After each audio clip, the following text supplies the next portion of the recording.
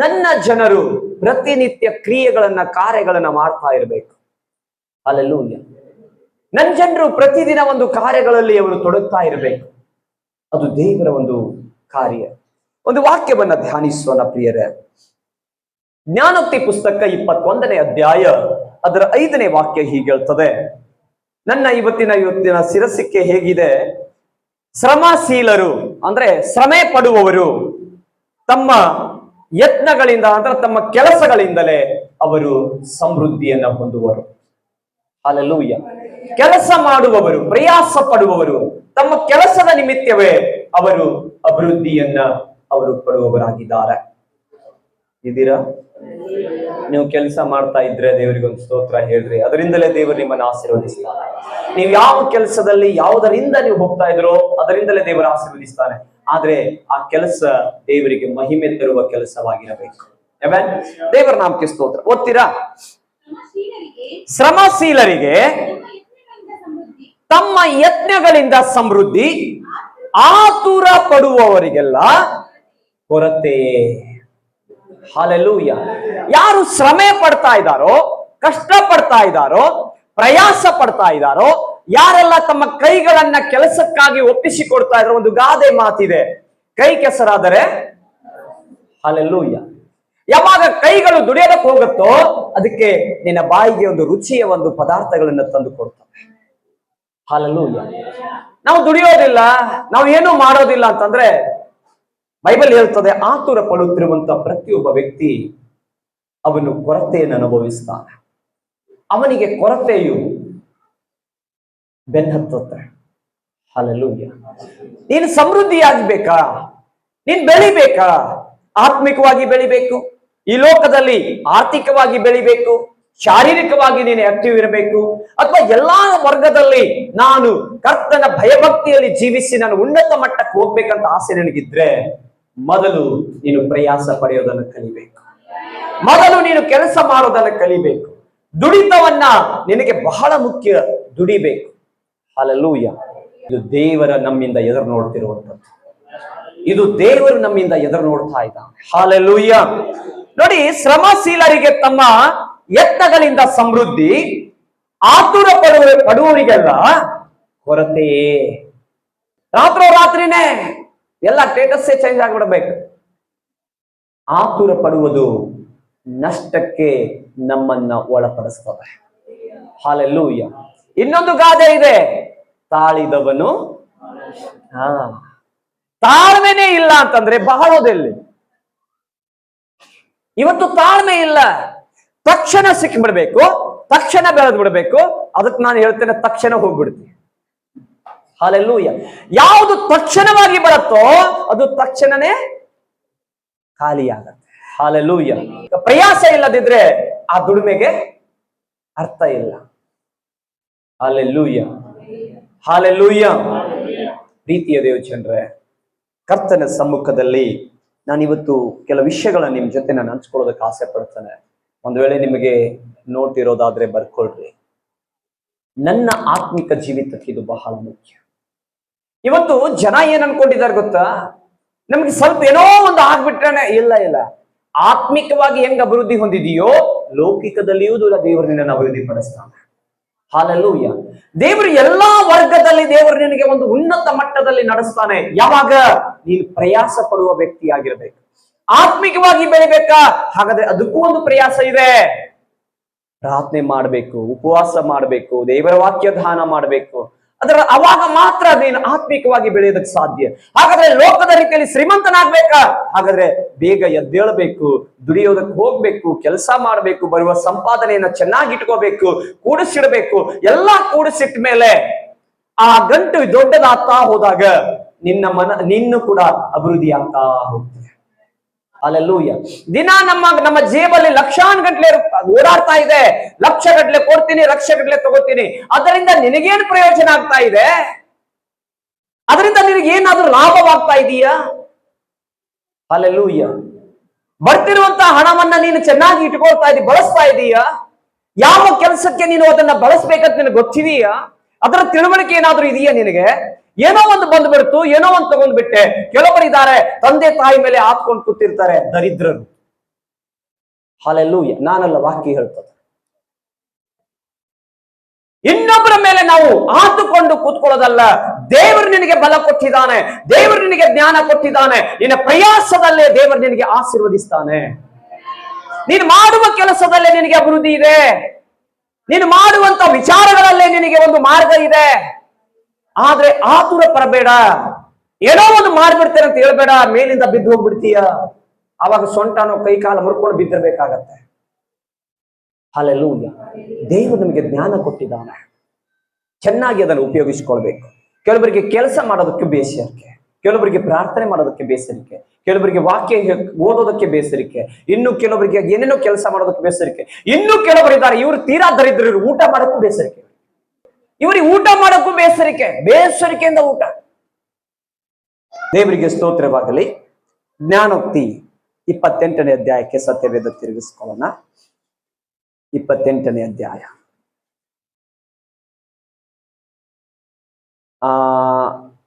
22ನೇ ವಾಕ್ಯ ಓದ್ರಿ. ಲೋಭಿ ಅಂದ್ರೆ ಏನು? ಅತಿ ಆಸೆ.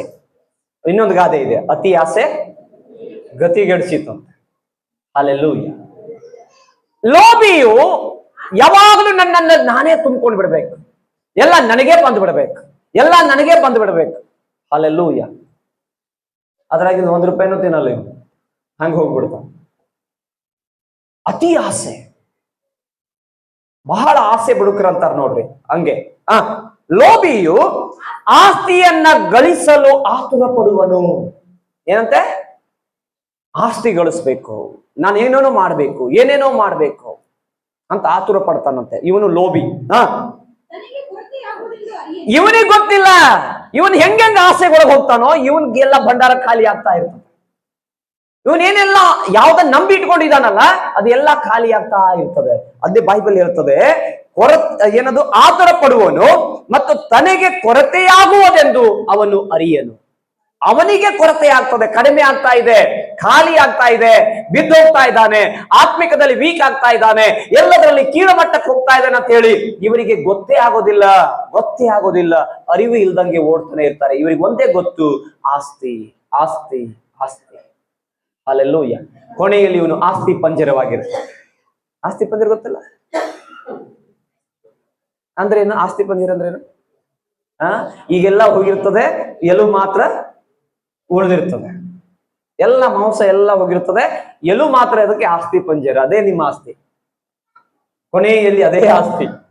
Hallelujah, hallelujah. ಈ ಕಡೆ ಇದ್ದವರು ಸ್ವಲ್ಪ ಏನೋ ವಿಚಾರ ಮಾಡ್ತಾ ಇದ್ದಾರೆ, ನಾನು ಹೆಂಗ್ ದುಡ್ಡು ಮಾಡ್ಬೇಕಂತ. ಹಲ್ಲೆಲೂಯ, ಹೌದಾ? ಎಲ್ಲಿ ಮತ್ತೆ ಇನ್ನು ಈ ಕಡೆ ಖಾಲಿ ಆಗ್ತಾ ಇರ್ತದೆ, ಹುಷಾರಾಗಿ. ಹಲ್ಲೆಲೂಯ. ದೇವರ ನಾಮಕ್ಕೆ ಸ್ತೋತ್ರವಾಗಲಿ. ನೋಡಿ, 1ನೇ ಕೊರಿಂಥದಲ್ಲಿ ಒಂದು ವಾಕ್ಯ ಇದೆ, 6ನೇ ಅಧ್ಯಾಯದ 10-11ನೇ ವಾಕ್ಯ. ಇಲ್ಲಿ ಕಳ್ಳರಿಂದ ಚಾಲು ಆಗತ್ತೆ. ಎಲ್ಲಿಂದ? ಹಲೋ, ಎಲ್ಲಿಂದ ಚಾಲು ಆಗತ್ರಿ? ನಿಮ್ ಪಕ್ಕದಲ್ಲಿ ಇದ್ದವ್ರಿಗೆ ಹೇಳ್ರಿ, ಕಳ್ಳರಿಂದ ಚಾಲು ಆಗತ್ತೆ. ಓದ್ರಿ ಈಗ. ಹಿಂಗಲ್ಲಿ ಓದ್ಬಾರ್ದು. ಕಳ್ಳರು,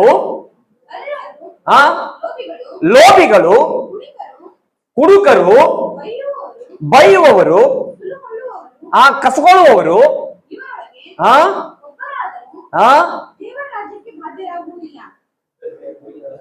ಹಲ್ಲೆಲೂಯ. ಗಳಿಸ್ಕೋ ಇಲ್ಲಿ ಎಲ್ಲ, ಇಲ್ಲಿ ಏನೇನ್ ಬೇಕು ಎಲ್ಲ ಕದ್ಕೊಂಡು ಇಟ್ಕೋ. ಹಲ್ಲೆಲೂಯ. ಕೆಲವೊಬ್ರು ದಶಭಾಗನೇ ಕದೀತಾರೆ, ಇನ್ನು ಕೆಲವೊಬ್ರು ಇದ್ದ ಕಾಣಿಕೆಯನ್ನು ಕದೀತಾರೆ, ಏನೇನೋ ಕಳ್ರಿ ಇವರು. ಅದಕ್ಕೆ ಹೇಳ್ತಾರೆ ಅಲ್ಲಿ ಹೋಗಲ್ಲ. ಹಲ್ಲೆಲೂಯ, ಅಲ್ಲಿ ಹೋಗಲ್ಲ. ಬೈಬಲ್ ಹೇಳ್ತದೆ, ಕಳ್ಳರು, ಲೋಭಿಗಳು, ಕುಡುಕರು, ಬೈಯುವವರು, ಸುಲುಕೊಳ್ಳುವವರು ಇವರೊಳಗೆ ಒಬ್ಬರಾದರೂ ದೇವರ ರಾಜ್ಯಕ್ಕೆ ಹೋಗೋದೇ ಇಲ್ಲ. Hallelujah, hallelujah. ದೇವರ ನಾಮಕ್ಕೆ ಸ್ತೋತ್ರವಾಗಲಿ. ಪ್ರೀತಿಯ ದೇವ ಜನರೇ, ಮುಂದೆ ನೋಡ್ರಿ 11ನೇ ವಾಕ್ಯ. ನಿಮ್ಮಲ್ಲಿ ಕೆಲವರು ಅಂತವರೇ ಆಗಿದ್ದೀರಿ. ಹಲ್ಲೆಲೂಯ. ನಾನಲ್ಲ, ನನ್ನ ಮೇಲೆ ಕೋಪನೂ ಮಾಡ್ಕೋಬೇಡ್ರಿ, ವಾಕ್ಯ ಇಲ್ಲಿ ಇದಿರಲ್ಲ. ನಿಮ್ಮಲ್ಲಿ ಕೆಲವರು ಅಂತವ್ರು ಇದ್ದೀರಿ, ಕಳ್ಳರು, ಕುಡುಕರು, ಹಲ್ಲೆಲೂಯ, ಲೋಭಿಗಳು, ಆಸೆ ಬುಡುಕರು, ನಂದೇ ತುಂಬಿಕೊಡ್ಬೇಕಂತನ್ನೋರು ಎಲ್ಲರೂ ಇಲ್ಲಿ ಕೆಲವರು ಇದ್ದೀರಿ ಅಂತ ಬೈಬಲ್ ಹೇಳ್ತದೆ. ಓದೋಣ. ನಿಮ್ಮಲ್ಲಿ ಕೆಲವರು ಅಂತವರಾಗಿದ್ದೀರಿ, ಆದರೂ ಒಂದು ಅವಕಾಶ ದೇವರು ಕೊಡ್ತಾರೆ. ಕರ್ತನಾದ ಯೇಸು ಕ್ರಿಸ್ತನ ಹೆಸರಿನಲ್ಲಿಯೂ ನಮ್ಮ ದೇವರ ಆತ್ಮನಲ್ಲಿ ನೀವು ತೊಳೆದುಕೊಂಡವರಾಗಿದ್ದೀರಿ. ದೇವರ ಆತ್ಮನಿಂದ ತೊಳೆಯಲ್ಪಟ್ಟವರಾಗಿದ್ದೀರಿ. ಹಾಲೆಲೂಯ. ಮತ್ತೆ ಅಷ್ಟೇ ಮಾತ್ರವಲ್ಲ, ದೇವ ಜನರಾಗಿದ್ದೀರಿ. ನೀತಿವಂತರೆಂಬ ನಿರ್ಣಯ ಆಲ್ರೆಡಿ ದೇವರು ನಮಗೆ ಕೊಟ್ಟಿದ್ದಾನೆ. ಹಾಲೆಲೂಯ. ಹಾಗಾದ್ರೆ ನೀನು ಯಾವ ಬಂಧನದಲ್ಲಿದ್ಯೋ ಅಲ್ಲಿಂದ ಬಿಟ್ಟು ನೀನು ಎಲ್ಲಿ ಬಂದಿದ್ದೀಯ ಅಂತ ನೀನು ಚೆನ್ನಾಗಿ ತಿಳ್ಕೊಂಡು ನೀನು ಒಳ್ಳೆ ಕೆಲಸಕ್ಕೆ ಪ್ರಯಾಸ ಪಟ್ರೆ ಅಭಿವೃದ್ಧಿ ಅಲ್ಲಿಂದಲೇ ಪ್ರಾರಂಭವಾಗುತ್ತೆ. ಅರ್ಥ ಆಗ್ತಾ ಇದೆ ಏನಾದ್ರು? Hallelujah, hallelujah. ಯಾರೆಲ್ಲ ಕೆಲಸ ಮಾಡ್ತಾ ಇಲ್ವೋ, ಏನೆಲ್ಲ ಕೆಲಸ ಇಲ್ವೋ, ಪಟ ಪಟ ಕೆಲಸ ಹುಡುಕ್ರಿ, ಬೇಗ ಬೇಗ ಹೋಗಿ ಜಾಯಿನ್ ಆಗ್ರಿ. ಹಾಲೆಲೂಯ. ಯಾಕೆ ಗೊತ್ತಾ? ದೇವರ ಚಿತ್ತವೇ ಅದಾಗಿದೆ, ದೇವರ ಉದ್ದೇಶವೇ ಅದಾಗಿದೆ. ಹಾಲೆಲೂಯ. ದೇವರ ನಾಮಕ್ಕೆ ಸ್ತೋತ್ರ. ನೋಡಿ, ಎಫೆಸ 4ನೇ ಅಧ್ಯಾಯಕ್ಕೆ ಮತ್ತೆ ಅಲ್ಲಿ ಕಳ್ಳರಿಂದಲೇ ಚಾಲು ಆಗತ್ತೆ. ನೋಡ್ರಿ, 4ನೇ ಅಧ್ಯಾಯ 28ನೇ ವಾಕ್ಯ. ಕಳ್ಳರಿಗೆ ಹೇಳ್ತಾನೆ ದೇವರು, ಕಳವು ಮಾಡುವವನು ಇನ್ನು ಮುಂದೆ ಕಳವು ಮಾಡದೇ ಇರಲಿ. ಈಗ ಸ್ತೋತ್ರ ಹೇಳಲ್ಲ. ಇದು ಯಾಕಂತಂದ್ರೆ ಎಲ್ಲ ಹಾಲೆಲೂಯ. ಸ್ತೋತ್ರ ಹೆಂಗ್ ಬರ್ತದೆ? ಹಾಲೆಲೂಯ. ಎಲ್ರು ಅವರೇ ಅದೀವಲ್ಲ. ಹಾಲೆಲೂಯ. ಮತ್ತೊಂದ್ ಸಾರಿ ಕಳವು ಮಾಡುವವನು ಇನ್ನು ಮೇಲೆ ಕಳವು ಮಾಡದೆ ಉದ್ಯೋಗವನ್ನ ಮಾಡಿಕೊಂಡು ದುಡಿಯಲಿ. ಹಾಲೆಲೂಯ. ದೇವರು ಹೇಳ್ತಾನೆ, ಕಳ್ತನ ಮಾಡೋರು ಕಳ್ತನ ಮಾಡೋದನ್ನ ಬಿಟ್ಬಿಡ್ಲಿ. ಹಾಲೆಲೂಯ. ಕಳ್ಳರು ಕಳ್ಳತನವನ್ನ ಮಾಡೋದನ್ನ ಬಿಡ್ಲಿ. ಅವರು ಅವರ ಕೈಯಿಂದ ಒಂದು ಉತ್ತಮವಾದಂತ ಒಂದು ಕೆಲಸವನ್ನ ಪ್ರಾರಂಭ ಮಾಡಿ ಅವರು ದುಡಿಯಲಿ. ಆ ದುಡಿಮೆಯಲ್ಲೇ ಅವರನ್ನ ನಾನು ಆಶೀರ್ವದಿಸ್ತೇನೆ. ಆ ದುಡಿಮೆಯಿಂದಲೇ ಅವರನ್ನ ಅಭಿವೃದ್ಧಿ ಪಡಿಸ್ತೇನೆ. ಆ ದುಡಿಮೆಯಿಂದಲೇ ಅವರಿಗೊಂದು ಮಾರ್ಗವನ್ನ ತೆರೆದುಕೊಡ್ತೇನೆ. ಅವರ ಪಡುವ ಪ್ರಯಾಸದಿಂದಲೇ ಅವರಿಗೆ ತೃಪ್ತಿಯ ಆಗುವ ಹಾಗೆ ನಾನು ನೋಡ್ಕೊಳ್ತೇನೆ. ಹಾಲೆಲೂಯ. ಕೆಲವರಿದ್ದಾರೆ ನಿದ್ದಿಗಣ್ಣಲ್ಲಿ ಬಹಳ ದುಡಿದ್ಬಿಟ್ಟೆ, ಮೈಯೆಲ್ಲ ಪೇನ್ ಆಯಿತು. ಎಲ್ಲಿ? ಕನಸಿನಲ್ಲೇ ದುಡಿದ್ಬಿಟ್ರಿ ಇವರು. ಹಾಲೆಲೂಯ. ಏನು ದೊಡ್ಡ ಕೆಲಸ ಮಾಡಿಬಿಟ್ರು. ಯಾಕಂದ್ರೆ ಅವ್ರು ಎಲ್ಲ ಕನಸಿನಲ್ಲೇ ಏನು ಬಾವಿ ಹಡ್ತಾರೆ, ಕನಸಿನಲ್ಲೇ ಅವ್ರು ಏನೇನೋ ಲಾರಿ ಲೋಡ್ ಮಾಡ್ತಾರೆ, ಕನಸಿನಲ್ಲೇ ದೊಡ್ಡ ದೊಡ್ಡ ಬಿಸಿನೆಸ್ ಮಾಡ್ತಾರೆ, ಏನೇನೋ ಪ್ರಯಾಣ ಬೆಳೆಸ್ತಾರೆ. ಹಾಲೆಲೂಯ. ಬೆಳಿಗ್ಗೆ ಎದ್ದೇಳ್ತಾರೆ, ಬೆಳಿಗ್ಗೆ ಎದ್ದಾಗ ಭಾರಿ ಟೈಟ್ ಆಗಿ, ಯಾಕಂದ್ರೆ ರಾತ್ರಿ ದುಡ್ದು. Hallelujah, hallelujah. ಆದ್ರೆ ದೇವರು ಹೇಳ್ತಾನೆ, ನಿನ್ನ ಕೈಯಾರೆ ಒಂದು ಉದ್ಯೋಗವನ್ನ ಪ್ರಾರಂಭ ಮಾಡ. ಬೈಬಲ್ ಹೇಳ್ತದೆ. ಕೆಲವರು ಪ್ರಶ್ನೆ ಮಾಡ್ತಾರೆ, ದೇವರಿಗೆ ಹೋಗ್ರೆ ಪ್ರೇಯರ್ ಅಂತ ಮಾಡ್ತಾರೆ, ದುಡಿಬೇಡ ಅಂತ ಹೇಳ್ತಾನೆ ದೇವರು. ದುಡಿ ಅಂತ ಹೇಳ್ತಾನೆ. ಅವ್ರಿಗೆ ಹೇಳಬೇಕು, ದುಡಿ ಅಂತ ಹೇಳ್ತಾನೆ. ಹಾಲೆಲೂಯ. ನಾನ್ ದುಡಿಬೇಕು ಅಂತ ಮನಸ್ಸಿರ್ಬೇಕು. Hello, hallelujah. ನೋಡಿ ಏನ್ ಹೇಳ್ತಾ ಇದ್ದಾನೆ, ಕಳವು ಮಾಡುವವನು ಇನ್ನು ಮೇಲೆ ಕಳವು ಮಾಡದೆ ಕೈಯಿಂದ ಯಾವುದೊಂದೋ ಒಳ್ಳೆ ಉದ್ಯೋಗವನ್ನ ಮಾಡಿ ದುಡಿಯಲಿ. Hallelujah, hallelujah. ಅವಾಗ ಏನಾಗತ್ತಪ್ಪ, ನೀನ್ ಕೈಯಾರೆ ದುಡಿತಿಯಲ್ಲ. ಈ ಕಳ್ರು ಏನ್ ಮಾಡ್ತಾರ ಗೊತ್ತಾ? ಇದ್ದಿದ್ ಕೊಟ್ಟು ಹೋಗ್ತಾರ. ಕಳ್ರು ಇದ್ದದ್ ಕೊಟ್ಟು ಹೋಗ್ತಾರೋ ಕಸ್ಕೊಂಡು ಹೋಗ್ತಾರ? ಹಾಲೆಲೂಯ. ಹೌದಲ್ಲ? ಏನ್ ಕೊಟ್ಟು ಹೋಗ್ತಾರ, ಸ್ವಲ್ಪ ಇಟ್ಕೋ ಅಂತ ಹೇಳಿ. ನೋಡಿ, ಈ ಇನ್ನೊಬ್ಬರ ಕೈಯಿಂದ ಕದ್ಕೊಂಡು ಬರೋರು ಈಗ 2ನೇ ಸ್ಟೆಪ್ಪಿಗೆ, ನೀನು ಏನಾದ್ರೂ ಒಂದು ಉಪಯೋಗ ಮಾಡ್ಕೊಂಡ್ರೆ, ನೀನು ಒಂದು ಕೆಲಸದಲ್ಲಿ ಇದ್ರೆ, ನೀನ್ ದುಡಿದು ನಿನ್ನ ತಂದೆ ತಾಯಿಗೆ, ನಿನ್ ಬಂಧು ಬಳಗಕ್ಕೆ, ನಿನ್ನ ಹೆಂಡತಿ ಮಕ್ಕಳಿಗೆ ಚೆನ್ನಾಗಿ ನೀನು ಸಾಕೋದಾದ್ರೆ ದೇವರೇನ್ ಹೇಳ್ತಾನೆ ಗೊತ್ತಾ? ಮುಂದೆ ಹೋದ್ರಿ, ಆಗ ಕಷ್ಟದಲ್ಲಿ ಇರುವವರಿಗೆ ಹಲ್ಲೆಲೂಯ. ಕಳ್ತನ ಮಾಡೋದು ಬರೀ ಬೇರೆಯವರೇ ಕದೀತಿರುವಂತ ವ್ಯಕ್ತಿ ಈಗ ದುಡಿಮೆಯಲ್ಲಿ ಇದ್ದದರಿಂದ ಇನ್ನೊಬ್ಬರಿಗೆ ಸಹಾಯ ಮಾಡ್ತಾ ಇದ್ದಾರೆ. ಹಲ್ಲೆಲೂಯ. ಇದೀರಾ? ಹಾಲೆಲೂಯ. ಮತ್ತೊಬ್ಬರ ಮೇಲೆ ಕಣ್ಣಿಟ್ಟಂತ ವ್ಯಕ್ತಿ ಇನ್ನೊಬ್ಬರಿಗೆ ಸಹಾಯ ಮಾಡೋದಕ್ಕೆ ನಿನ್ನ ಜೀವನ ಬದಲಾಗಬೇಕಾದ್ರೆ ನೀನು ಸ್ವತಃ ನಿನ್ನ ಕಾಲ್ ಮೇಲೆ ನೀನ್ ನಿಂತ್ಕೋಬೇಕಾಗತ್ತೆ. ನೀನ್ ದುಡಿಲೇಬೇಕಾಗತ್ತೆ. ಹಲ್ಲೆಲೂಯ. ಒಬ್ಬರು ಹೇಳ್ತಾರೆ, ಅವ್ರೇನಾದ್ರೂ ಬಿಸ್ನೆಸ್ ಮಾಡ್ಬೇಕು, ಏನೋ ಒಂದು ಕೆಲಸ ಉದ್ಧಾರ ಆಗಲ್ಲ ಬಿಡು. ನೀನ್ ಯಾವತ್ತು ನಿಂದ್ರಂಗಿಲ್ಲ ನೋಡು. ಈ ಮಾತುಗಳು ಇರಬಾರ್ದು. ಯಾವತ್ತು ಸಂಶಯ ಮಾತುಗಳು ನಮ್ಮಲ್ಲಿ ಇರಬಾರ್ದು. ನಿನಗೆ ಕೊಡಲ್ಪಟ್ಟ ಕೆಲಸದಲ್ಲಿ ಇದನ್ನು ಜವಾಬ್ದಾರಿಯಾಗಿ ಅದರ ಮೇಲೆ ಮನಸ್ಸು ಕೊಟ್ಟು ಕೆಲಸ ಮಾಡು, ಉದ್ಧಾರ ಆಗ್ತೀಯ. ಹಾಲೆಲೂಯ. ಯಾವಾಗ ನಾವು ಉದ್ಧಾರ ಆಗೋದಿಲ್ಲ ಗೊತ್ತೇನ್ರಿ? ರಾತ್ರಿ ಶ್ರೀಮಂತರಾಗ್ಬೇಕು, ಅವಾಗ ಮಾತ್ರ ಉದ್ಧಾರ ಆಗೋರು. ತಕ್ಷಣ ಬಂದ್ಬಿಡ್ಬೇಕು ಮೇಲಿಂದ. ದುಡಿಲೇಬೇಕು. ಬೈಬಲ್ ಹೇಳ್ತದೆ ದುಡಿಲೇಬೇಕು. ಪಕ್ಕದಲ್ಲಿದ್ದವರಿಗೆ ಹೇಳು, ನೀನ್ ದುಡಿಲೇಬೇಕು, ನೀನ್ ದುಡಿಲೇಬೇಕು. ಇಷ್ಟು ದಿನ ನೀನ್ ಕಳ್ಳ ಆಗಿರಬಹುದು, ಮತ್ತೊಬ್ಬರು ಕದ್ದಿರಬಹುದು. ನೀನ್ ದುಡಿದ್ರೆ ಮತ್ತೊಬ್ಬರಿಗೆ ಕೊಡುವ ಹಾಗೆ ದೇವರು ನಿನ್ನನ್ನು ಆಶೀರ್ವದಿಸ್ತಾನೆ. Hallelujah, hallelujah. ಪ್ರೀತಿಯ ದೇವಜನರೇ, ಮತ್ತೊಂದು ವಾಕ್ಯವನ್ನ ಓದೋಣ. 1 ಥೆಸಲೋನಿಕ 4ನೇ ಅಧ್ಯಾಯದ 10ನೇ ವಾಕ್ಯ. ಸ್ವಲ್ಪ ಬೇಗ ಓದ್ರಿ. ಅದಾದ ಮೇಲೆ ಕೆಲ ವಿಷಯಗಳನ್ನ ನಿಮ್ಗೆ ನಾನು ಬಹಳ ಸ್ಪಷ್ಟವಾಗಿ ಹೇಳೋದಕ್ಕೆ ಹೋಗ್ತೇನೆ. 10ನೇ ವಾಕ್ಯ. ನೀವು ಪ್ರೀತಿಯಲ್ಲಿ ಇನ್ನೂ ಹೆಚ್ಚುತ್ತಾ ಬರಬೇಕೆಂದು ನಿಮ್ಮನ್ನು ಪ್ರಬೋಧಿಸುತ್ತೇವೆ.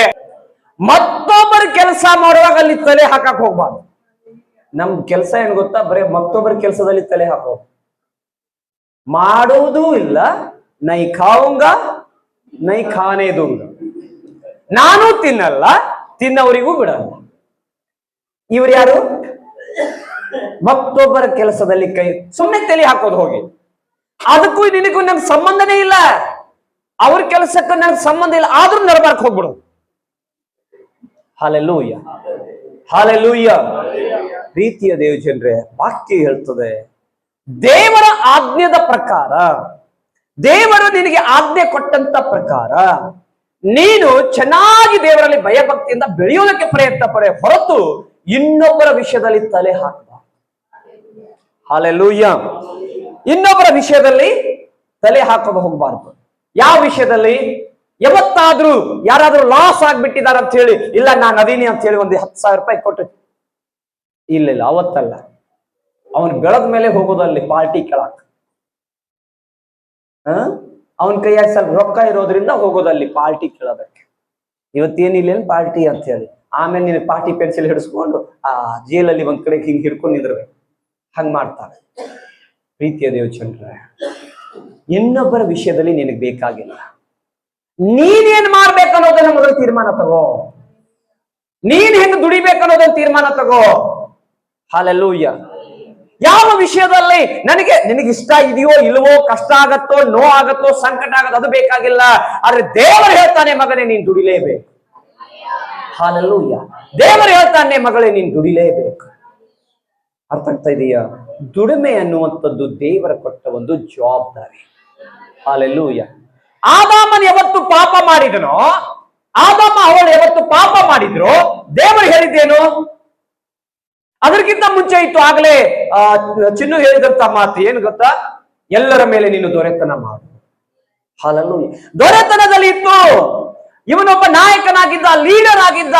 ಯಾವಾಗ ಇವನಲ್ಲಿ ಪಾಪ ಉತ್ಪತ್ತಿ ಆಯಿತೋ, ಇವನ ಒಳಗಡೆ ಪಾಪವು ಕಾರ್ಯರೂಪಕ್ಕೆ ಬಂತು, ಆವಾಗ ದೇವರು ಹೇಳ್ತಾನೆ, ನಾಯಕ ಸ್ಥಾನದಿಂದ ಕೆಳಗಿಳಿದು ಇಳಿಸ್ಬಿಟ್ಟು ಹೇಳ್ತಾರೆ, ಇನ್ನು ಮುಂದೆ ನಿನ್ ನಾಯಕನಲ್ಲ, ಇನ್ನು ಮುಂದೆ ನೀನು ಯಾವ ಒಡೆಯನೂ ಅಲ್ಲ, ಇನ್ನು ಯಾವುದು ನಿನಗೆ ಅಧೀನವಾಗುವುದಿಲ್ಲ, ಎಲ್ಲವೂ ರಿವರ್ಸ್.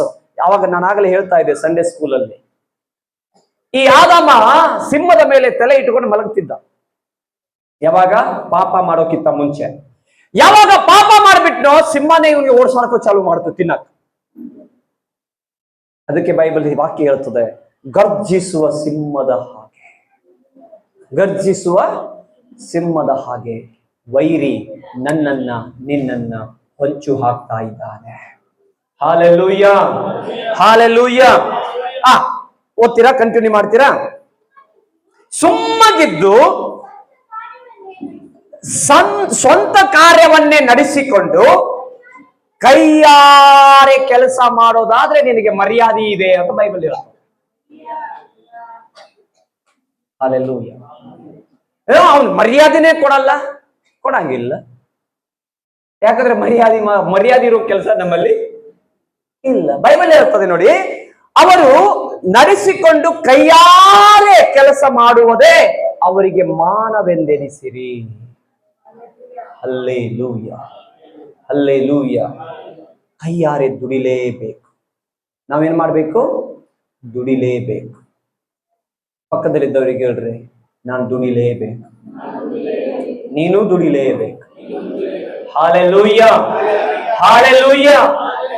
ದುಡಿಮೆ, ಅದಕ್ಕೆ ದೇವರು ಹೇಳಿಬಿಟ್ರು ಅವತ್ತೇ ಆದಾಮ ಅವಳಿಗೆ ದೇವರು ಹೇಳಿಬಿಟ್ರು, ಇನ್ನು ಮುಂದೆ ನೀನು ಮಣ್ಣಿಂದ ಹುಟ್ಟ ಕಾರಣ ಮಣ್ಣಲ್ಲೇ ದುಡಿದು ಮಣ್ಣಲ್ಲಿಂದಲೇ ತೆಗೆದು ತಿಂದು ಮತ್ತೆ ತಿರುಗಿ ಮಣ್ಣಿಗೆ ಸೇರಬೇಕು. ಅವತ್ತೇ ದೇವರು ಹೇಳಿಬಿಟ್ರು. ನಾನ್ ಯಾಕೆ ದುಡಿಬೇಕು? ನಮ್ಮ ಅಪ್ಪನ ಆಸ್ತಿ ಎಷ್ಟು, ಅಪ್ಪನಲ್ಲ ಅವರಪ್ಪನ ಆಸ್ತಿನೂ ಹೋಗ್ಬಿಡ್ತದೆ. ಅರ್ಥ ಆಗ್ಲಿಲ್ಲ? ನಾನ್ ಸುಮ್ಮನೆ ದುಡಿಯಲ್ಲ, ತಿಂದಲ್ಲ, ನಾನು ಹಂಗ ಬರ್ತದೆ ಹಂಗೆ ತಿಂತೀನಿ ಅಂತಂದ್ರೆ ಅವನಪ್ಪ ಅಲ್ಲ ಅವರಪ್ಪಂದು ಆಸ್ತಿ ಹೋಗುತ್ತೆ, ಏನು ಉಳಿಯಲ್ಲ. ದುಡಿಬೇಕಂತ ಆಸೆ ನಿನಗೆ ಬಂದಾಗಲೇ ಅಭಿವೃದ್ಧಿ ನಿನಗೆ ಬೆನ್ನ ಹತ್ತುತ್ತೆ. ಹಲ್ಲೆಲೂಯಾ. ಅಭಿವೃದ್ಧಿ ನಿನ್ನ ಹಿಂದೆ ಬರ್ತದೆ, ಉದ್ಧಾರ ನಿನ್ನ ಹಿಂದೆ ಬರ್ತದೆ. ಅನೇಕ ರೀತಿಯ ಸಲಹೆಗಳು, ವಿಚಾರಧಾರೆಗಳು, ಬೆಳವಣಿಗೆಗೆ ಬೇಕಾಗಿರುವಂತ ಎಲ್ಲಾ ಫಲದಾಯಕವಾದಂತ ಕ್ರಿಯೆಗಳು ನಿನ್ನಿಂದಲೇ ಉತ್ಪತ್ತಿಯಾಗೋದಕ್ಕೆ ಪ್ರಾರಂಭ ಮಾಡ್ತವೆ. Hallelujah, hallelujah. ನೀವು ಜೋರಾಗಿ ಸ್ತೋತ್ರ ಹೇಳಲಿಲ್ಲ ಅಂತಂದ್ರೆ ಎಲ್ಲರೂ ದರಿದ್ರರೇ. ವಾಕ್ಯ ಹೀಗೆ ಹೇಳ್ತದೆ ನೋಡಿ. ಇನ್ನೊಂದು ವಾಕ್ಯ, ಈಗ ನಾವು ಒಂದು ಭಾಗವನ್ನ ನೋಡೋಣ. ಅದರಲ್ಲಿ 2 ಭಾಗ ಇದೆ. ಒಂದು, ಶ್ರಮೆ ಪಡುವಂತವರಿಗೆ ಏನಿದೆ? ಶ್ರಮೆ ಪಡುವವನಿಗೆ ಸಮೃದ್ಧಿ ಇದೆ. ಹಲ್ಲೆಲೂಯಾ. ಆತುರ ಪಡುವವನಿಗೆ ಕೊರತೆ ಇದೆ. ಈಗ ನಮ್ಮ ಸಂದೇಶದ ಮುಖ್ಯ ಭಾಗ ಒಂದು ಸಮೃದ್ಧಿ, ಇನ್ನೊಂದು ಕೊರತೆ. ಒಂದು ಸಮೃದ್ಧಿಯ ಕಡೆ ಹೋಗೋಣ, ಒಂದು ಕೊರತೆ ಕಡೆಗೆ ಹೋಗೋಣ.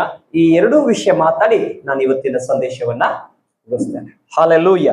ಸರಿ, ಈಗ ಶ್ರಮೆಶೀಲರಿಗೆ ಸಮೃದ್ಧಿ ಅಂತ ಒಂದು ಹೆಡ್ಡಿಂಗ್ ಹಾಕೊಂಡು ಬಿಟ್ಟು ಅದ್ರ ಕೆಳಗಡೆ ಬರೋಣ. ಬರ್ಕೊಳ್ಳಿದ್ರೆ ಬರ್ಕೊಳ್ರಿ. ಶ್ರಮೆಶೀಲರಿಗೆ ಸಮೃದ್ಧಿ ಅಂದ್ರೆ ದುಡಿಯುವವರಿಗೆ ಉದ್ಧಾರ. ಯಾರು ದುಡಿತಾರೋ ಅವರೇ ಉದ್ಧಾರ ಆಗ್ತಾರೆ. Hallelujah, hallelujah. ಶ್ರಮಶೀಲರಿಗೆ ಸಮೃದ್ಧಿ ನೋಡಿ. ಯಾರು ಕ್ರಮಬದ್ಧವಾದಂತ ಯೋಜನೆಯನ್ನು ರೂಪಿಸಿಕೊಳ್ತಾರೋ, ಕ್ರಮಬದ್ಧವಾದಂತ ಶಿಸ್ತಿನಿಂದ ನಡೀತಾರೋ, ಒಂದು ಆಲೋಚನೆ ಪ್ಲಾನ್ ಮಾಡ್ತಾರೋ, ಹಲ್ಲೆಲೂಯಾ, ಕಠಿಣವಾದಂತ ಶ್ರಮೆ ಪಡೋದಕ್ಕೂ ಅವ್ರು ಹಿಂಜರಿಯಲ್ಲ. ಕಷ್ಟ ಆದ್ರೂ ಪರವಾಗಿಲ್ಲ, ಇದನ್ನ ಮಾಡ್ತೀನಿ ಅಂತ ಹೇಳಿ ಮುಂದೆ ಹೋಗ್ತಾರೋ. ಅನೇಕ ಸಾರಿ ಬಹಳ ಒಂದು ವೇದನೆ ಬಂದ್ಬಿಡ್ತದೆ, ಆದ್ರೂ ತಾಳ್ಕೊಂಡು ತಾಳ್ಮೆಯಿಂದ ಮುಂದೆ ಸಾಗ್ತೀನಿ, ಹಲ್ಲೆಲೂಯಾ ಅಂತ ಹೇಳಿ ನಿಧಾನವಾಗಿ ತಾಳ್ಮೆಯಿಂದ ಸಾಗ್ತಾನೋ, ಈ ವ್ಯಕ್ತಿನೇ ಖಂಡಿತವಾಗಿ ಖಂಡಿತವಾಗಿ ಉದ್ಧಾರ ಆಗೇ ಆಗ್ತಾನೆ. ಹಲ್ಲೆಲೂಯಾ. ಇಲ್ಲ, ನನಗೆ ಕಷ್ಟ ಅಂದ್ರೆ ಆಗಲ್ಲ, ನನಗೆ ಬಿಸಿಲು ಅಂದ್ರೆ ಆಗಲ್ಲ, ನನಗೆ ಚಳಿ ಅಂದ್ರೆ ಆಗಲ್ಲ, ನನಗೆ ನೀರಂದ್ರೆ ಆಗಲ್ಲ, ಊಟ ಅದನ್ನೇ ಹಂಗ್ ಬಿಡ್ತೀವ್ರಿ, ಕೇಳ್ತೀರಾ? ಹಲ್ಲೆಲೂಯಾ. ಅರ್ಥ ಮಾಡ್ಕೊಳ್ರಿ, ದೇವರು ಯಾವುದಕ್ಕಾಗಿ ದೇವರು ನಮ್ಮನ್ನು ಇಟ್ಟಿದ್ದ ಅನ್ನೋದನ್ನ ಚೆನ್ನಾಗಿ ತಿಳ್ಕೊಂಡ್ ಬಿಟ್ರೆ, ನನಗೆ ಏನ್ರಿ ಇಷ್ಟು ದುಡಿತೀನ್ರಿ, ಹಿಂಗ ಬರುತ್ತೆ ಹಿಂಗ್ ಹೋಗತ್ತೆ, ಹೋಗೋ ಬಾಗಿಲು ಜಾಸ್ತಿ ಆಗ್ಬಿಟ್ಟ. ಏನಾಗ್ಯಾವ್ರಿ? ಹೋಗೋದಕ್ಕೆ ಬಾಗಿಲು ಜಾಸ್ತಿ ಇಟ್ಬಿಟ್ಟಿದ್ದಿ, ಬರೋದಕ್ಕೆ ಒಂದೇ ಬಾಗಿಲು ಇಟ್ಕೊಂಡಿದ್ದಿ. ಆದ್ರೆ ಪ್ರಯಾಸ ಪಡುವವನಿಗೆ 100 ಬಾಗಿಲುಗಳು. ಹಲ್ಲೆಲೂಯಾ. ಯಾರು ಪ್ರಯಾಸ ಪಡ್ತಾರೋ, ಕಷ್ಟ ಪಡ್ತಾರೋ, ಬಾಧೆ ಪಟ್ಟರು ಪರವಾಗಿಲ್ಲ, ಹೊರತ ತಿಂದ್ರು ಪರವಾಗಿಲ್ಲ, ಅವಮಾನ ಆದ್ರೂ ಪರವಾಗಿಲ್ಲ, ಇದ್ರ ಮಾಡೇ ತೀರ್ತೀನಿ ಅಂತ ಹೇಳಿ ಯಾವಾಗ ಚಾಲೆಂಜ್ ಮಾಡಿ ದುಡಿಯೋದಕ್ಕೆ ನಿಲ್ತಾನೋ, ಆ ವ್ಯಕ್ತಿ ಕೆಳಬಿದ್ದರೂ ಕೂಡ ಅವನು ಎದ್ದೇಳ್ತಾನೆ. ಹಲ್ಲೆಲೂಯಾ.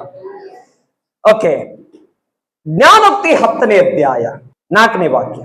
ಜೋಲುಗೈ ದಾರಿದ್ರ್ಯ, ಅದಕ್ಕೆ ನಾ ಇಷ್ಟೊತ್ತನ ದರಿದ್ರರು ಅಂತ ಹೇಳಿದೆ. ಹಲ್ಲೆಲೂಯಾ. ಜೋಲುಗೈ ಏನಂತೆ? ದಾರಿದ್ರ್ಯ. ಚುರುಕುಗೈ ಐಶ್ವರ್ಯ. ಯಾವಾಗ ಚುರುಕಾಗಿದ್ದು ತಕ್ಷಣ ಮಾಡೋದಕ್ಕೆ ಹೇಳ್ತೀಯೋ, ಯಾವಾಗ ತಕ್ಷಣ ಮಾಡ್ಬೇಕಂತ ನಿರ್ಧಾರ ಮಾಡ್ಕೊಂಡು ನೀನು ಅದರಲ್ಲಿ ಗಮನ ಕೊಟ್ಟು ಹೋಗ್ತೀಯೋ, ಉದ್ಧಾರ ಅಲ್ಲೇ ಪ್ರಾರಂಭವಾಗುತ್ತೆ. ಐಶ್ವರ್ಯ ನಿನ್ನನ್ನು ಹಿಂಬಾಲಿಸ್ತದೆ, ನೀನು ಐಶ್ವರ್ಯದ ಹಿಂದೆ ಹೋಗ್ಬೇಡ. ಯಾವ ಐಶ್ವರ್ಯ? ದುಡ್ಡನಾತಿನ ಐಶ್ವರ್ಯ ಅಂತಂದ್ರೆ ಯಾವುದು ಐಶ್ವರ್ಯ ಅಂತ ಹೇಳಿ, ಹಿರೋಣಿ ಅಲ್ಲ, ದುಡ್ಡು, ಸಮೃದ್ಧಿ, ಬೆಳವಣಿಗೆ, ಉದ್ಧಾರ. ಹಲ್ಲೆಲೂಯಾ. ಈ ಐಶ್ವರ್ಯದಲ್ಲಿ ದೇವರು ನಿನ್ನನ್ನ ನಡೆಸ್ತಾನೆ. ಚುರುಕಾಗಿರ್ಬೇಕು. ಹಲ್ಲೆಲೂಯಾ. ಆಲೋಚನೆಯಲ್ಲಿ ನಡೆಯುವ ವ್ಯಕ್ತಿ ಮಾತ್ರ ದುಡಿಯೋದಕ್ಕೆ ಶಕ್ತನಾಗ್ತಾನೆ, ತೀರ್ಮಾನ ಯೋಜನೆಗಳನ್ನ ಹಾಕೊಳ್ತಾನೆ. ಹಲ್ಲೆಲೂಯಾ. ಪರಿಶುದ್ಧ ಬೈಬಲ್ ಅಲ್ಲಿ ತಗೊಳ್ಳಿ, ಜ್ಞಾನೋಕ್ತಿ ಅದೇ 10ನೇ ಅಧ್ಯಾಯದ 4-5ನೇ ವಾಕ್ಯ ನೋಡಿ. ಏನಂತೆ? ಸೋಮಾರಿ ಮಾಡ್ಬೇಕಂತಿದೆ, ಮಾಡಲ್ಲ. ಹೋಗ್ಬೇಕಂತದೆ, ಹೋಗಲ್ಲ. ಮುಟ್ಬೇಕಂತಿದೆ, ಮುಟ್ಟಲ್ಲ. ತಿನ್ಬೇಕಂತಿದೆ, ತಿನ್ನಲ್ಲ. ಇವನ್ ಯಾರು? ಸೋಮಾರಿ. ಸೋಮಾರಿ ಅವನಿಗೆ ಹೇಳ್ತದೆ ಯಾವಾಗಲೂ ಇವನು ಬಡವನಾಗಿ ಇರ್ತಾನೆ, ಬೆಳೆಯಕ್ಕಾಗಲ್ಲ. ಇಂಟ್ರೆಸ್ಟ್ ಇಲ್ಲದೆ ಇರುವಂತ ವ್ಯಕ್ತಿ ಬೆಳೆಯಕ್ಕಾಗಲ್ಲ. ಸೋಮಾರಿಯು ಬಡವನಾಗಿರುತ್ತಾನೆ, ಕಷ್ಟಪಟ್ಟು ಕೆಲಸ ಮಾಡುವವನು ಅಮ್ಮೆ. ಯಾರು ಕಷ್ಟ ಪಡ್ತಾನೋ ಅವನ ಹಿಂದಲೇ ಸಮೃದ್ಧಿ, ಅವನ ಹಿಂದಲೇ ಸಮೃದ್ಧಿ. ಕಷ್ಟ ಪಡಲೇಬೇಕು. Hallelujah, hallelujah. ಕಷ್ಟಪಟ್ಟು ಕೆಲಸ ಮಾಡುವವನಿಗೆ ಸಮೃದ್ಧಿ, ಐಶ್ವರ್ಯವಂತನಾಗುತ್ತಾನೆ. ಒಬ್ಬ ಬುದ್ಧಿವಂತ ಏನ್ ಮಾಡ್ತಾನಂತಂದ್ರೆ ತಕ್ಕ ಸಮಯದಲ್ಲಿ ಬೆಳೆಯನ್ನ ಕೊಯ್ತಾನೆ. ಬೆಳೆ ಬಂದ್ಬಿಟ್ಟಿದೆ, ಬಿಟ್ಬಿಟ್ಟು ಇಲ್ಲ ಇನ್ನೊಂದ್ ಸ್ವಲ್ಪ ಬಿಟ್ಟು ಕೊಯ್ಯೋಣ ಅಂತ ಕೂತಿರ್ತಾನೇನ್ರಿ? ಆಲ್ಮೋಸ್ಟ್ ಎಲ್ಲ ತೆನೆಗಳು ಒಣಗ್ಬಿಟ್ಟಿದಾವೆ. ಈಗ ಕೊಯ್ಬೇಕು, ರಾಶಿ ಮಾಡ್ಬೇಕೀಗ.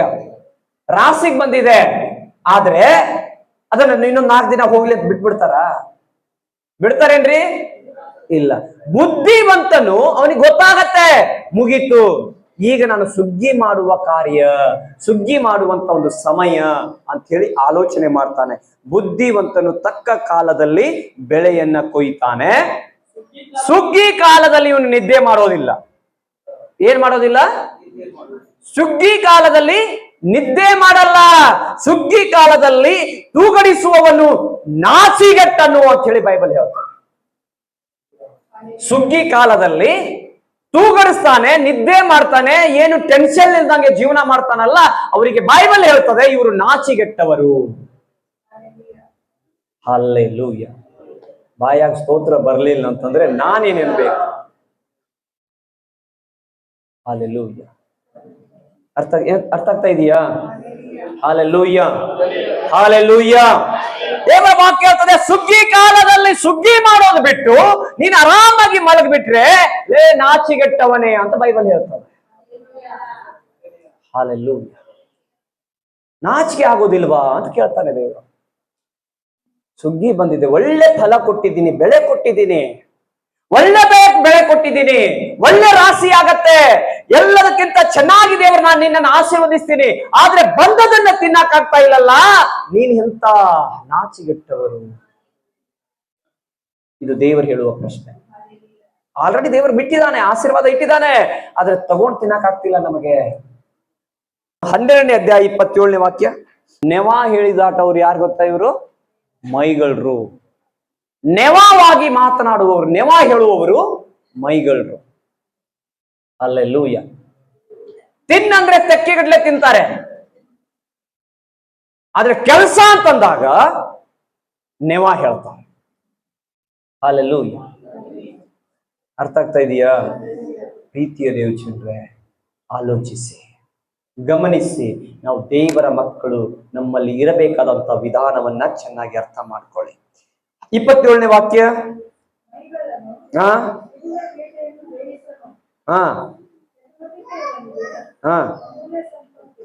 ಚಟುವಟಿಕೆಯವನಿಗೆ ಅಮೂಲ್ಯ ಸಂಪತ್ತು ಅಂದ್ರೆ ಕೆಲಸ ಕಾರ್ಯ ನಿರತನಾಗಿರುವವನಿಗೆ ಅಮೂಲ್ಯವಾದಂಥದ್ದು, ಬೆಲೆ ಉಳ್ಳಂತ ಸಂಪತ್ತು ದೇವರಿಟ್ಟಿದ್ದಾನೆ. Hallelujah, hallelujah. ಓಕೆ, ಇದರಲ್ಲಿ ಪರಿಶುದ್ಧ ಬೈಬಲ್ ಓದ್ರಿ. ಸೋಮಾರಿಯಾದ ಬೇಟೆಗಾರನು ಬೇಟೆ ಆಡೋದಿಲ್ಲ. ಬೇಟೆ ಆಡೋದಿಲ್ಲ. ಹಾ, ಹಲ್ಲೆಲೂಯ. ಆ ಸತ್ಯವೇದದಲ್ಲಿ ಹೇಳ್ತದೆ, ಬೇಟೆಗಾರನು ಬೇಯಿಸನು. ಬೇಟೆ ಆಡಲಾರ್ದೆ ಪಲ್ಯ ಮಾಡ್ಬಿಡ್ತೀಯ? ಬೇಟೆನೆ ಸಿಕ್ಕಿಲ್ಲ, ಪಲ್ಯ ಆಗ್ಬಿಡ್ತದ? ಪಲ್ಯ ಆಗ್ಬೇಕಾದ್ರೆ ಏನ್ ಮಾಡ್ಬೇಕು? ಬೇಟೆ ಆಡ್ಬೇಕು. ಇಲ್ಲಿ ಹೇಳ್ತದೆ, ಬೇಟೆಗಾರನು ಬೇಟೆ ಆಡೋದಿಲ್ಲ.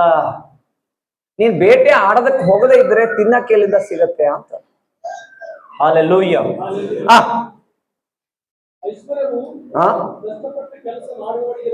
ಐಶ್ವರ್ಯವು ಕಷ್ಟಪಟ್ಟು ಕೆಲಸ ಮಾಡುವವನಿಗೆ ಬರುತ್ತೆ. ಶ್ರೀಮಂತಿಗೆ ಸುಮ್ಮನೆ ಬರಲ್ಲ. ಮನೆ, ಆಸ್ತಿ, ಹೊಲ, ಗದ್ದೆಗಳು ಸುಮ್ಮನೆ ಬರಲ್ಲ. ಕಷ್ಟಪಟ್ಟು ದುಡಿಯುವವನಿಗೆ ದೇವರು ಕೊಡ್ತಾನಂತೆ.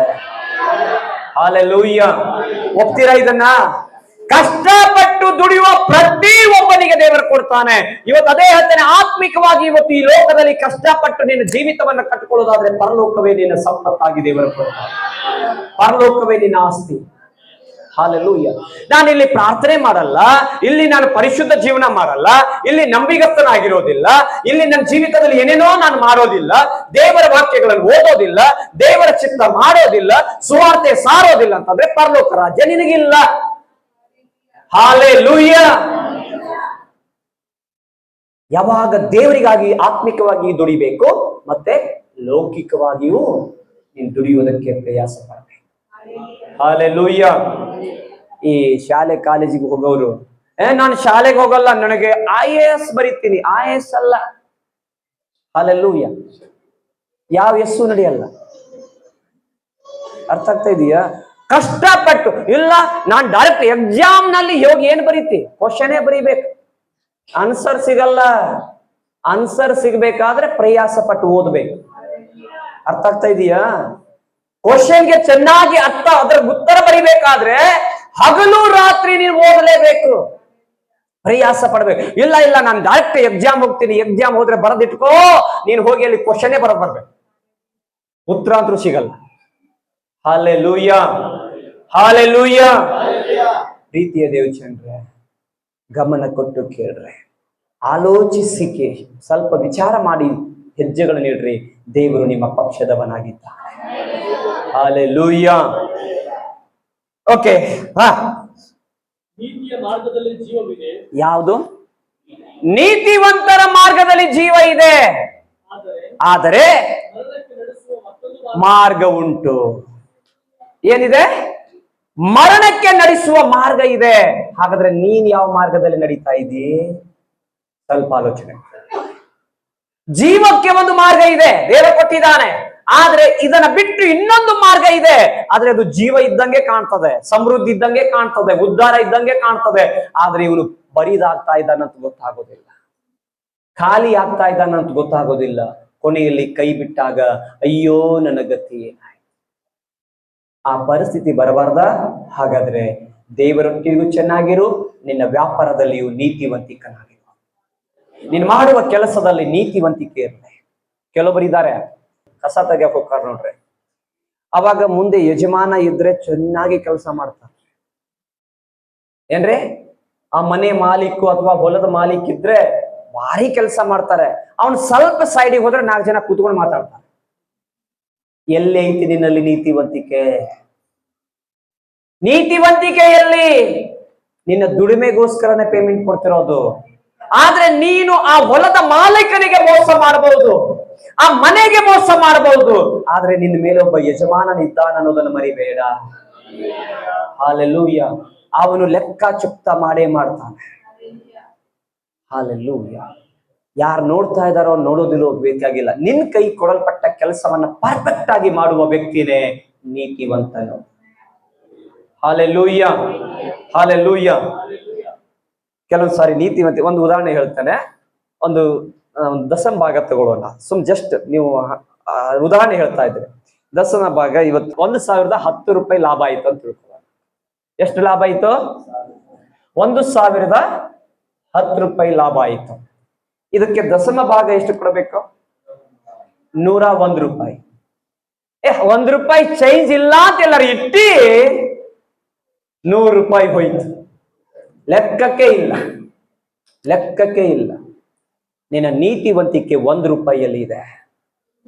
1 ರೂಪಾಯಿ. ಸಣ್ಣದರಲ್ಲಿ ನಂಬಿಗಸ್ತನಾದ್ರೆ ದೊಡ್ಡದರಲ್ಲಿ ದೇವರು ನಿನಗೆ ಹೇಳ್ತಾನೆ.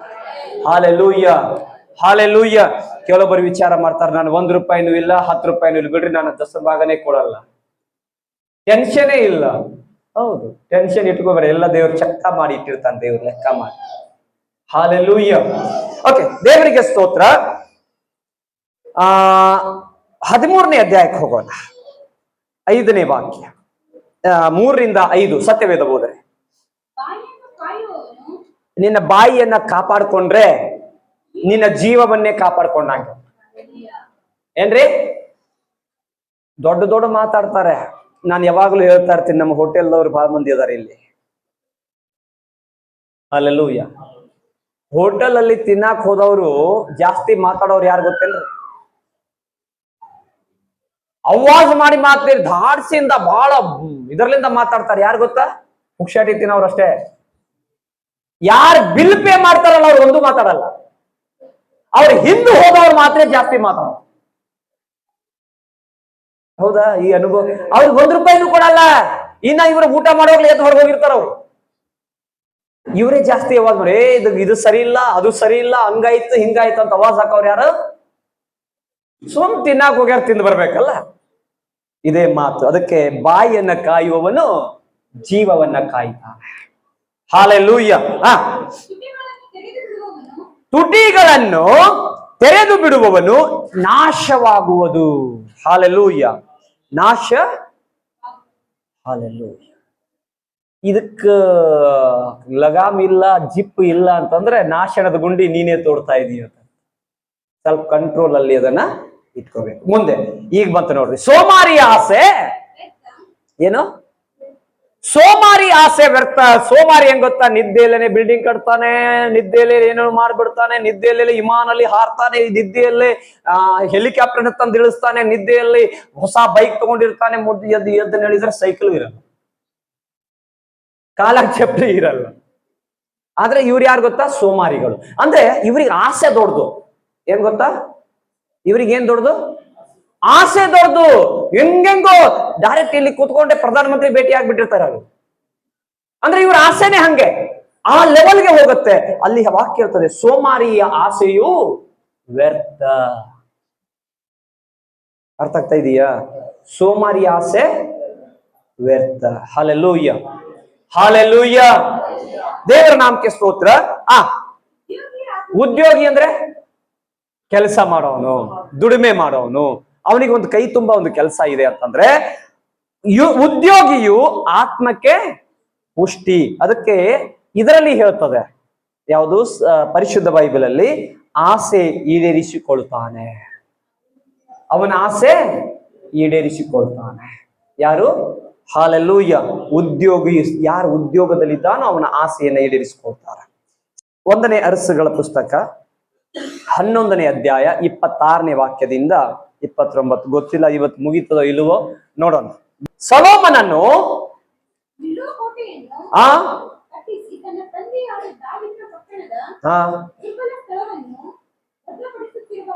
ಗಮನ ಸಾಕು. ಇಲ್ಲಿ ಸೊಲೊಮೋನನು ಬುದ್ಧಿವಂತನ ಅಂತ ಹೇಳ್ತೀವಲ್ಲ, ಒಳ್ಳೆ ಜ್ಞಾನಿ ಅಲ್ಲ. ಆದ್ರೆ ಸೊಲೊಮೋನ ಒಂದು ಬುದ್ಧಿಗೇಡಿ ಕೆಲಸ ಮಾಡ್ತಾನೆ. ಏನ್ ಮಾಡ್ತಾನೆ? ಬುದ್ಧಿ ಇಲ್ಲದಿರುವಂತ ಒಂದು ಕೆಲಸ ಮಾಡ್ತಾನೆ. ಏನ್ ಗೊತ್ತಾ? ಇವನ ತಂದೆಯಾದಂತ ದಾವಿದ ಯಾವುದು ಉಪಯೋಗ ಇಲ್ಲ ಅಂತ ಹೇಳಿ ಆ ಪಟ್ಟಣಗಳನ್ನ, ಆ ಊರುಗಳನ್ನ, ಆ ಸ್ಥಳವನ್ನ ದೂರಿಟ್ಟಿದ್ದನೋ ಅದನ್ನೇ ಭದ್ರಪಡಿಸೋದಕ್ಕೆ ಇವನು ಕೈ ಹಾಕಿದ. ಹಲ್ಲೆಲೂಯ. ದಾವಿದ ಯಾವುದನ್ನ ತಿರಸ್ಕಾರ ಮಾಡಿದನೋ ಅದನ್ನೇ ಇವನು ಬಲಿಷ್ಠನಾಗಿ ಮಾಡೋದಕ್ಕೆ ಹೊರಟು ಹೋದ. ಆವಾಗ ಆ ಸಮಯದಲ್ಲಿ ಒಬ್ಬ ವ್ಯಕ್ತಿ, ಇವನ ತಂಡದಲ್ಲಿ ಒಬ್ಬ ವ್ಯಕ್ತಿ ಹೊರ ಬರ್ತಾನೆ. ಹೆಂಗ್ ಬರ್ತಾನೆ ಗೊತ್ತಾ? ನೋಡ್ರಿ, ಓದೋಣ.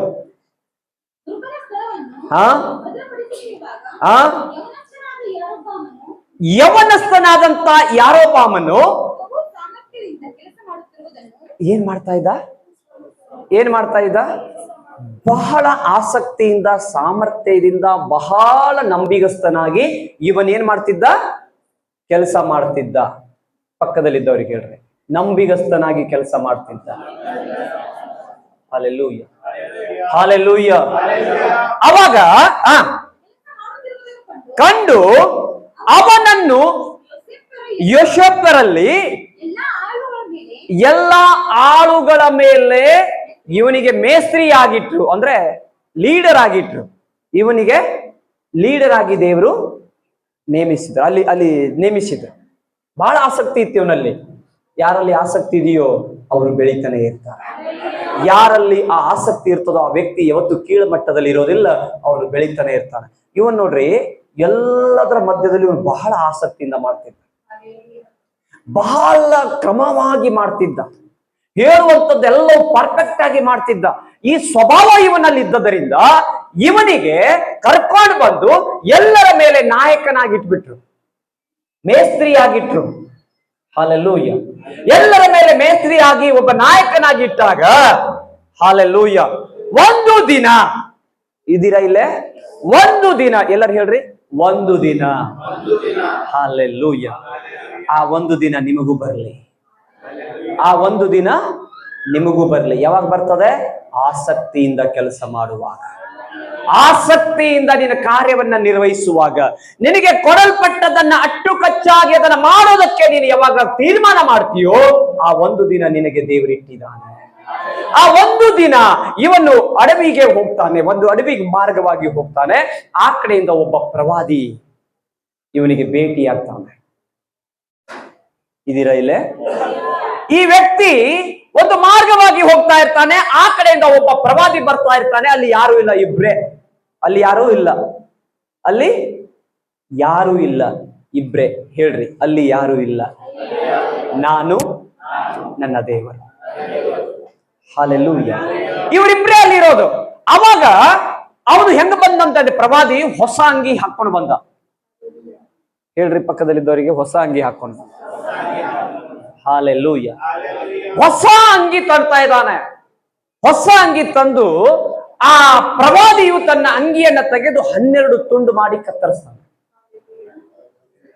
ಏನ್ರಿ, ಹೊಸ ಅಂಗಿ ಶೋರೂಮ್ ನಿಂದ ತಂದಿದ್ದು, ಜಗಜಗನೆ ಹೊಳಿತಾ ಇದೆ. ಏನ್ ಪ್ರವಾದಿ ತಲೆ ಕೆಟ್ಟಿದೇನು? ಹೊಸ ಅಂಗಿ ತರ್ತಾನೆ, 12 ತುಂಡು ಮಾಡಿ ಕತ್ತರಿಸಿ ಅದನ್ನ ಅವನಿಗೆ ಹೇಳ್ತಾನೆ.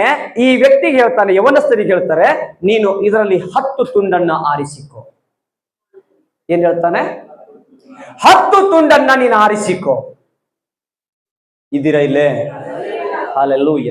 ಇದಾದ ಮೇಲೆ ಅವನು 10 ತುಂಡು ತಗೊಂಡ, ಆ ಬಟ್ಟೆಯಿಂದ 10 ತುಂಡನ್ನು ತಗೊಂಡ. ಈಗ ಪ್ರವಾದಿ ಹೇಳ್ತಾನೆ, 10 ಕುಲಗಳಿಗೆ ನೀನೇ ಅರಸನಾಗಿದ್ದ. ಆ ಅಭಿಷೇಕವನ್ನ ನಾನು ನಿನ್ನ ಮೇಲೆ ಕೊಡ್ತೇನೆ. ಯಾಕೆ ಈ ಅಭಿಷೇಕ ಬಂತು? ರಾಜನ ಸ್ಥಾನ ಯಾಕೆ ಬಂತು? ಇವನಿಗೆ ರಾಜನ ಕಾರ್ಯಗಳು ಯಾಕೆ ಉಂಟಾಯಿತು ಅಂತಂದ್ರೆ, ಇವನು ನೀತಿವಂತನಾಗಿ ಬಹಳ ನಂಬಿಗಸ್ತನಾಗಿ ಕೆಲಸ ಮಾಡುವ ವ್ಯಕ್ತಿಯಾಗಿದ್ದ. ಇವನ ಕೆಲಸದಲ್ಲಿ ಭಾರಿ ಪರ್ಫೆಕ್ಟ್ ಆಗಿದ್ದ. ಹಾಲೆಲೂಯ. ಕೆಲವರು ಹೇಳ್ತಾರೆ, ನಾನು ಎಷ್ಟೇ ದುಡಿತೀನ್ರಿ, 1 ರೂಪಾಯಿ ನಿಲ್ಲಲ್ಲ. ನೀನ್ ದುಡಿಮೆ ಚೆನ್ನಾಗಿದ್ರೆ ತಾನೇ ನಿಲ್ಲೋದು. ಆದ್ರೆ ಆಸಕ್ತಿಯಿಂದ ನೀನು ದುಡಿಯೋದಾದ್ರೆ, ಈ ವ್ಯಕ್ತಿಗೆ ದೇವರು ಹೇಳ್ತಾನೆ, ಪ್ರವಾದಿ ಹೇಳ್ತಾನೆ, 10 ತುಂಡನ್ನ ಆರಿಸಿಕೋ. 10 ತುಂಡನ್ನ ನೀನ್ ಏನ್ ತಗೊಂಡಿಯಲ್ಲ, ಹಾಲೆಲೂಯ, ಆ 10 ತುಂಡುಗಳಿಗೆ ನೀನೇ ಇನ್ನು ಮುಂದೆ ರಾಜನಾಗಿರ್ತೀಯ. ಆ ರಾಜನ ಅಭಿಷೇಕವನ್ನ ದೇವರು ದೇವರು ಆ ಪ್ರವಾದಿ ತನ್ನ ಬಟ್ಟೆಯನ್ನ ಹರಿದು ಹೇಳ್ತಾನೆ, ನಂಬಿಗಸ್ತನಾಗಿ ಹೇಳ್ತಾನೆ, ಈ 10 ತುಂಡುಗಳನ್ನ ಹೊತ್ತುಕೊಂಡು ಹೋಗು, ಬರುವ ದಿನಗಳಲ್ಲಿ ನಾನು ನಿನ್ನನ್ನು ಅರಸನಾಗಿರ್ತೇನೆ. ಅಲ್ಲೆಲ್ಲೂಯ್ಯ. ಆ ಜಾಗದಲ್ಲಿ ನಾವಿದ್ರೆ ನಿನ್ ತಲೆ ಕಟ್ಟೈತ್ ಹೋಗಂತ ಹೋಗ್ತಿದ್ವಿ. ಯಾಕಂದ್ರೆ ನಮಗ್ ತಮಾಷೆ ಮಾಡೋದು ಜಾಸ್ತಿ ಅಲ್ಲ, ಸ್ವಲ್ಪ ಕಾಮಿಡಿ ಮಾಡ್ಕೊತು, ಒಬ್ರೊಬ್ರು ನೋಡಿ ನಗೋದು, ಅಳೋದು, ಇದು ನಮ್ಮಲ್ಲಿ ಬಹಳ ಸ್ವಭಾವ. ಆದ್ರೆ ನಿಯತ್ತಿದ್ರೆ ದೇವರು ನಿನ್ನನ್ನು ಉದ್ಧಾರ ಮಾಡ್ತಾನೆ. ನಿಯತ್ತೇ ಇಲ್ಲ ಅಂತಂದ್ರೆ ಖಂಡಿತವಾಗಿ ನೀನು ಎಷ್ಟೇ ಪ್ರಯತ್ನ ಪಟ್ಟು ಉದ್ಧಾರ ಆಗೋದು ಬಹಳ ದೂರದ ಕೆಲಸ. ಹಲ್ಲೆಲೂಯ. ಅವಾಗ ಸೊಲೊಮೋನನಿಂದ ಕಿತ್ತುಕೊಂಡು ನಿಮಿತ್ತವಾಗಿ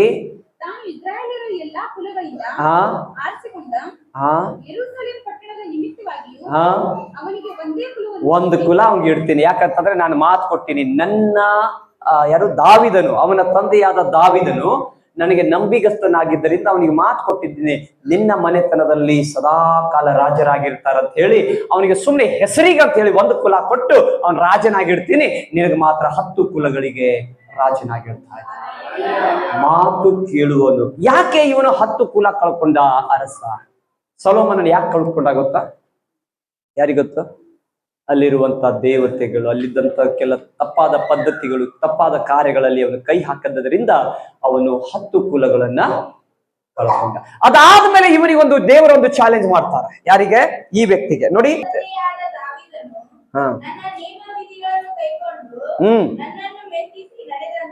ನನ್ನನ್ನ ಮೆಚ್ಚಿಸಿ ನಡೆದಂತೆ ಅವರು ನಡೆಯದೆ. ಹಲ್ಲೆಲೂಯಾ. 10 ರಾಜ್ಯ ಯಾಕೆ ಹೋಯ್ತು ಗೊತ್ತಾ? ಆ 10 ಕುಲಗಳು ಯಾಕೆ ಹೋದು ಗೊತ್ತಾ? ದೇವರ ಹೇಳಿದ ಮಾತಿನ ಪ್ರಕಾರ ಇವರು ನಡೀಲಿಲ್ಲ. ಅವಾಗ 10 ಕುಲಗಳನ್ನ ಕಿತ್ತುಕೊಂಡು ಬಂದು ಒಬ್ಬ ಸಾಮಾನ್ಯ ಯವನಸ್ಥನ ಕೈಗೆ ಒಪ್ಪಿಸಿಕೊಡ್ತಾ ಇದ್ದಾನೆ. ಹಲ್ಲೆಲೂಯಾ. ಇದಾದ್ಮೇಲೆ ಹೇಳ್ತಾರೆ ನೋಡ್ರಿ, ನೀನ್ ಹೆಂಗಿರ್ಬೇಕು ಓದೋಣ.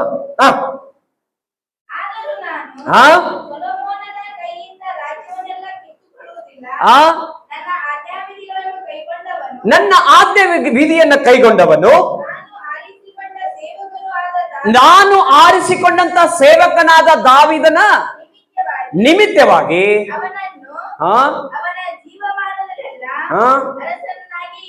ಹಲ್ಲೆಲೂಯಾ. ಅವ ಜೀವಂತ ಇರೋ ತನಕ ಅವನ ಅರಸನಾಗೇ ಇರ್ತಾನೆ. ಅದು 1 ಕುಲಕ್ಕೆ. ಯಾಕಂದ್ರೆ ರಾಜನ ಪಟ್ಟ ನಾನು ಅವನಿಂದ ಕಸ್ಕೊಳ್ಳೋದಿಲ್ಲ. ಆದ್ರೆ ಅವನ ಕೈಯಲ್ಲಿರುವಂತ 10 ಕುಲಗಳನ್ನ ನಾನು ಕಿತ್ತಿ ನಾನು ನಿನ್ ಕೈಯಲ್ಲಿ ಕೊಡ್ತೇನೆ. ಹಲ್ಲೆಲೂಯಾ.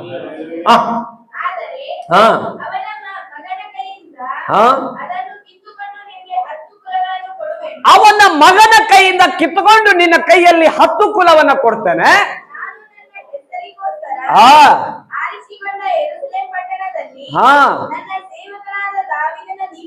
ನನ್ನ ಸೇವಕನಾದಂತ ದಾವೀದನ ದೀಪವು ನನ್ನ ಸನ್ನಿಧಿಯಲ್ಲಿ ಉರಿತಲೇ ಇರಬೇಕಂತ ಹೇಳಿ 1 ಕುಲವನ್ನ ಅವನಿಗೆ ಬಿಟ್ಟಿರ್ತೀನಿ. Hallelujah, hallelujah. ನನ್ನ ದೇವರ ಪಕ್ಷಪಾತಿ ಅಲ್ಲ. ಅವನು ಚಿಕ್ಕವನಿದ್ದಾಗ ಹೇಳಿದ, ದೇವರೇ ನಿನ್ನ ಜ್ಞಾನ ವಿವೇಕ ನನಗೆ ಕೊಡು, ನಾನು ಹೆಂಗ್ ನಡಿಬೇಕಂತ ನನಗೆ ಗೊತ್ತಿಲ್ಲ ಅಂತ ಕೇಳಿದಂತ ವ್ಯಕ್ತಿ ಇವತ್ತು ದೊಡ್ಡ ತಪ್ಪು ಮಾಡ್ತಾ ಇದ್ದಾನೆ. ಅನ್ಯ ಕಾರ್ಯಗಳಲ್ಲಿ ಹೋಗಿ ಅವನು ತೊಡಗಿಸಿಕೊಂಡು ದೇವರ ರಾಜ್ಯ, ಅವನ ಕೈಯಲ್ಲಿರುವಂತಹ ರಾಜ್ಯಗಳನ್ನೇ ಕುಲಗಳನ್ನೇ ಕಳ್ಕೊಳ್ತಾ ಇದ್ದಾನೆ. ಹಲ್ಲೆಲೂಯಾ. ಇಸ್ರಾಯೇಲ್ ಕುಲದಲ್ಲಿ 10 ಕುಲವನ್ನ ಕಳ್ಕೊಂಡಾಗ ನೇಮಿಸುವೆನು, ನಿನ್ನ ಇಷ್ಟದ ಪ್ರಕಾರ ನೀನು ಆಳ್ವಿಕೆ ಮಾಡು. ಏನ್ ಹೇಳ್ತಾನೆ ನೋಡ್ರಿ ಈ ಯಮನಸ್ಥರಿ ದೇವರು, ನಾನು ನಿನ್ನನ್ನ ಅರಸನಾಗಿ ನೇಮಕ ಮಾಡಿದ್ದೀನಿ, ಆದ್ರೆ ನಿನ್ನ ಇಷ್ಟದ ಪ್ರಕಾರ ಅದನ್ನ ನೀನೇನ್ ಮಾಡ್ಬೇಕು, ಈ ಕುಲವನ್ನ ಆಳ್ವಿಕೆ ಮಾಡು. ಆದರೆ ನಿನ್ನ ಇಷ್ಟ ಬಂದಂಗ ಆಳ್ವಿಕೆ ಮಾಡು. ಆದರೆ ನನ್ನ ದಾವೀದನ ನಡೆದಂತೆ ನೀನು ನಂಬಿಗಸ್ತನಾಗಿ ನಡೀಬೇಕು. ಓದೋಣ.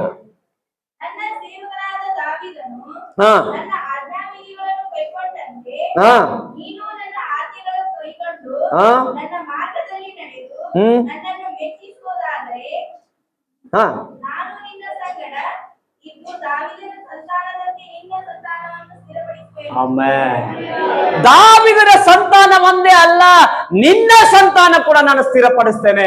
ನೀನು ದಾವೀದನ ಕೇಳಿದ ಹಾಗೆ ನೀನು ನನ್ನ ಮಾತಿಗೆ ಕಿವಿಗೊಡೋದು. ಹಲ್ಲೆಲೂಯಾ. ಎಷ್ಟು ಚೆನ್ನಾಗಿ ಅರ್ಥ ಆಗ್ತಾ ಇದೆಯಲ್ಲ ಗೊತ್ತಿಲ್ಲ ನನಗೆ. ಇವತ್ತಿನ ಈ ಸಂದೇಶ ನನ್ನ ಟೈಮ್ ಮುಗೀತು, ನಾನು ಮುಗಿಸ್ತೇನೆ.